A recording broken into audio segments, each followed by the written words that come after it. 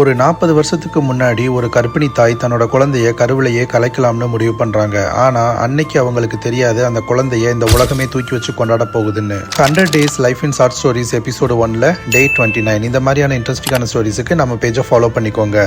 Feb 5, 1985 போர்ச்சுகல்ல 3 வேளை சாப்பிட கூட கஷ்டப்படுற குடும்பத்துல தான் ரொனால்டோ பிறக்கிறாரு. அம்மா வீட்டு வேலைக்கு போறாங்க, அப்பா ஃபுட்பால் கிரவுண்ட்ல ஹெல்பர் வேலைக்கு போறாரு. அப்பா வேலை செய்யற இடத்துல ரொனால்டோ அடிக்கடி போய் பார்த்ததுனால இவருக்கு ஃபுட்பால் மேல ஒரு இன்ட்ரெஸ்ட் வருது. 9 வயசுல ஒரு கிழிஞ்ச ஷூவை மாட்டிக்கிட்டு பிளேயரா கிரவுண்டுக்குள்ள போறாரு. இவர் போட்டிருக்கிற ஷூவை பார்த்து சிரிச்ச எல்லாரும் இவரோட திறமையை பார்த்து வியந்து போறாங்க. 15 வயசுல ஒரு ஃபுட்பால் கிளப்ல இவருக்கு ஒரு வாய்ப்பு கிடைக்குது. ஆனா அந்த டைம்ல தான் இவருக்கு ஒரு பெரிய ஹார்ட் ப்ராப்ளம் வருது. டாக்டர்ஸ் இவர்கிட்ட உன் லைஃப்ல இனி ஃபுட்பாலை தொடக்கூடாதுன்னு சொல்றாங்க. அப்படி இல்லைன்னா ஒரு சர்ஜரி பண்ணலாம், ஆனா அதுல உன் உயிர் போறதுக்கு வாய்ப்பு நிறைய இருக்குன்னு சொல்றாங்க. ஆனா நம்ம எல்லாருக்கும் தெரியும் அவர் எந்த வாய்ப்பை சூஸ் பண்ணிருப்பாருன்னு. சர்ஜரி முடிஞ்சு வெளியே வந்து கடுமையா பயிற்சி எடுக்கிறாரு.